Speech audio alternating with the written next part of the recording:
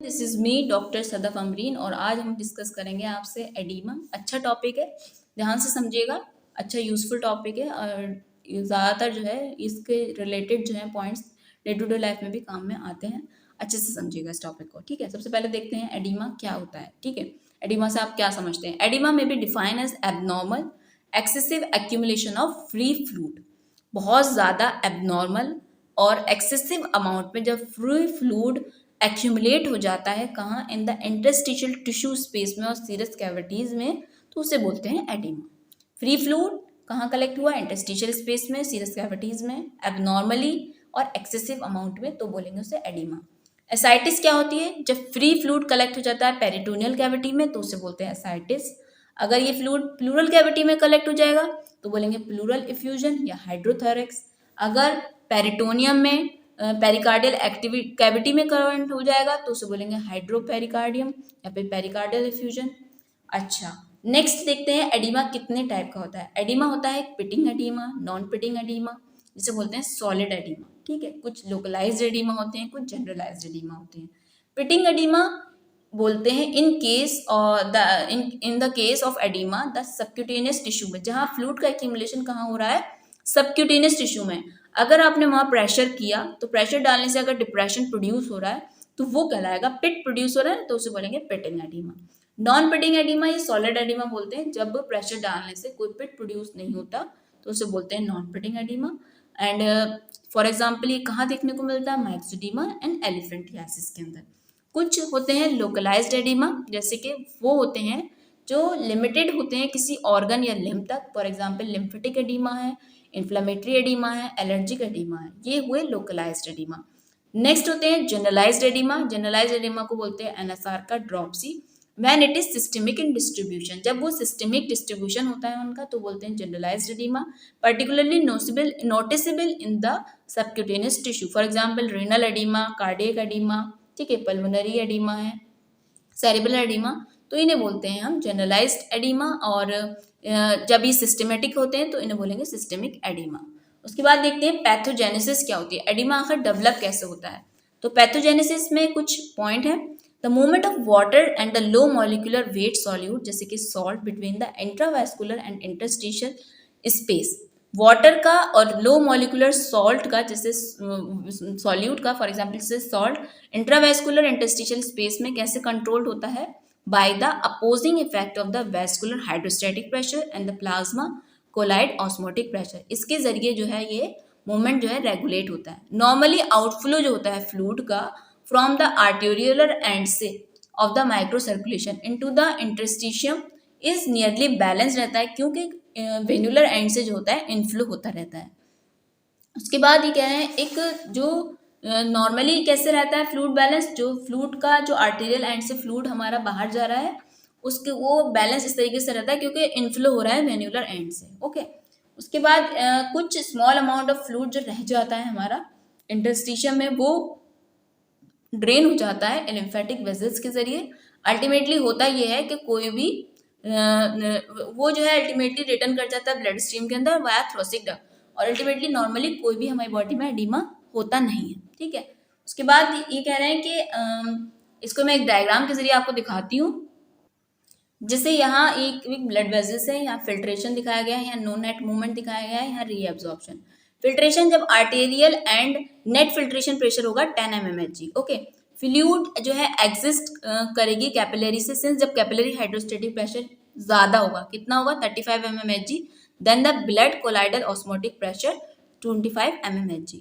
Mild no net movement कब होगा? Mid capillary net filtration pressure जब जीरो होगा, यानी कोई नो नेट मूवमेंट नहीं होगा फ्लूइड का, जब सिंस कैपिलरी प्रेशर कैसा होगा? Hydrostatic pressure is equal to होगा कोलाइडल ऑस्मोटिक प्रेशर, यानी दोनों 25-25 होंगे तो कोई भी मूवमेंट नहीं होगा। रीअब्जॉर्प्शन कब होगा? Venous end net filtration pressure जो होगा कितना होगा? 7 mmHg, -7 mmHg। Fluid reenter कर जाएगा कैपिलरी के अंदर, सिंस कैपिलरी हाइड्रोस्टेटिक प्रेशर जो है कम होगा then the blood colloidal osmotic pressure, यानी कैपिलरी कितना होगा? 18, और ऑस्मोटिक प्रेशर जो होगा 25 mmHg। उसके बाद कुछ पॉइंट्स हैं जो कि पैथोलॉजिकल पॉइंट हैं, 6 पॉइंट हैं जो कि रिस्पॉन्सिबल है फॉर डेवलपमेंट ऑफ एडिमा के लिए, वही आपसे मैं डिस्कस करूंगी अब। तो जो ये हमारा एडिमा होता है वो किस वजह से होता है, कॉज बाय द मैकेनिज्म जो इंटरफेयर करता है normal fluid balance of plasma, interstitial fluid and lymph fluid. इन तीनों में जब गड़बड़ी होती है तो उस वजह से ही फ्लूइड हमारा नॉर्मल जो फ्लूइड इम्बैलेंस हो जाता है, उसकी वजह से एडिमा होता है। यानी किसको जब इंटरफेयर कर रहा है, किसकी, plasma, interstitial fluid and the lymph flow. तो ये 6 पॉइंट हैं जो कि रिस्पॉन्सिबल है एडिमा के लिए। क्या है, डिक्रीज प्लाज्मा ऑनकोटिक प्रेशर, जब प्लाज्मा का ऑनकोटिक प्रेशर कम हो जाए उसकी वजह से एडिमा डेवलप होता है। वो कैसे होगा वो आगे आपको भी बताएंगे। Increase capillary hydrostatic pressure, capillaries का हाइड्रोस्टेटिक प्रेशर बढ़ जाए, लिम्फ का ऑब्स्ट्रक्शन हो जाए। कुछ टिश्यू फैक्टर हैं जैसे increase oncotic pressure of the interstitial fluid and the decrease tissue tension, increase capillary permeability and the sodium water retention. तो ये 6 पॉइंट है, नहीं अब आगे डिस्कस करते हैं। Number 1, decrease plasma oncotic pressure. सबसे पहले प्लाज्मा ऑनकोटिक प्रेशर क्या होता है, ये एक फोर्स होती है जो ड्रॉ करती है फ्लूइड को इनटू द वेसल्स। कब डेवलप होता है ये, कब प्लाज्मा ऑनकोटिक प्रेशर कम होता है, जब एल्ब्यूमिन कम हो जाए, ठीक है, या प्रोटीन कम हो जाए। एल्ब्यूमिन कितना कम हो जाए, 25 ग्राम पर डेसीलीटर से कम हो जाए। प्रोटीन मालन्यूट्रिशन हो जाए यानी हाइपर प्रोटीनीमिया हो जाए, कितना कम हो जाए, लेस देन 5 ग्राम पर डेसीलीटर। तो इसकी वजह से क्या होगा, प्लाज्मा ऑनकोटिक प्रेशर जो है कम हो जाएगा। नॉर्मली कितना रहता है ये हमारा 25 mmHg। तो इसकी वजह से कि जो नेट मूवमेंट होगा फ्लूइड का इनटू द इंटरस्टिशियल टिश्यू बढ़ जाएगा, फाइनली उसकी वजह से हो जाएगा एडिमा। फॉर एग्जांपल जैसे oedema of the liver disease, oedema of the liver renal disease के अंदर देखने को हमें मिलता है। नेक्स्ट पॉइंट है, सॉरी इसका मैं आपको डायग्राम दिखाती हूँ अभी। जैसे ही मैंने नॉर्मल फ्लूइड एक्सचेंज दिखाया, यहाँ पे लिम्फ फ्लो आउटफ्लो हो रहा है, टिश्यू टेंशन कितनी है 4 mmHg है, ऑस्मोटिक प्रेशर कितना है 8 mmHg है। यहाँ आर्टेरियल एंड पे हाइड्रोस्टेटिक प्रेशर 32 है, वेनल एंड पे हाइड्रोस्टेटिक प्रेशर है हमारा 12 mmHg, ठीक है, और ऑस्मोटिक प्रेशर 25 mmHg। इस वजह से यहाँ कोई एडिमा नहीं हो रहा। अगर प्लाज्मा ऑनकोटिक प्रेशर होता है कम तो इसकी वजह से क्या होता है कि जो ऑस्मोटिक प्रेशर था कैपिलरीज का वो कम हुआ, तो इसकी वजह से क्या हुआ, फ्लूइड का मूवमेंट इधर की साइड होने लगा, ठीक है। टिश्यू टेंशन नॉर्मल रहेगी, ऑस्मोटिक प्रेशर नॉर्मल रहेगा, ठीक है। हाइड्रोस्टेटिक प्रेशर आर्टेरियल और वेन्युलर एंड पे दोनों जगह नॉर्मल है। तो इस तरीके से क्या होता है, प्लाज्मा ऑनकोटिक प्रेशर जो है हमारा कम होता है, तो which is indirectly responsible for the development of oedema. Next आते हैं कैपिलरी परमेबिलिटी पे, ठीक है, वो कैसे होता है अभी देखते हैं।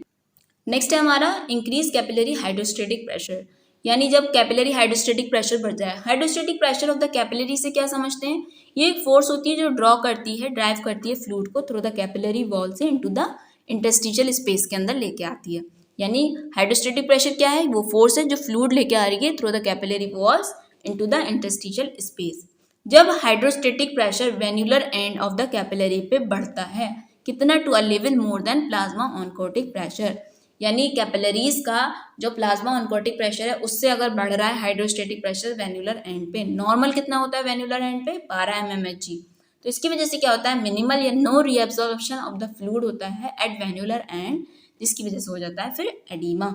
जैसे oedema of the cardiac disease, ascites of the liver for example, ठीक है। जैसे हम डायग्राम के जरिए देख लेते हैं इसको। जैसे इसके अंदर क्या हो रहा है कि आर्टेरियल एंड पे हाइड्रोस्टेटिक प्रेशर नॉर्मल है, इसमें सिर्फ वेन्युलर एंड पे हाइड्रोस्टेटिक प्रेशर बढ़ा है, और जो ऑनकोटिक प्रेशर था वो नॉर्मल है, इधर टिश्यू टेंशन नॉर्मल है, ऑस्मोटिक प्रेशर नॉर्मल है। अब जब ये हाइड्रोस्टेटिक प्रेशर बढ़ा तो इसकी वजह से फ्लूइड का मूवमेंट इधर की साइड होने लगा, जिसकी वजह से क्या हुआ, कैपिलरी जो है हाइड्रोस्टेटिक प्रेशर बढ़ गया, उसकी वजह से फिर फाइनली एडिमा हुआ, ठीक है। नेक्स्ट देखते हैं लिम्फ।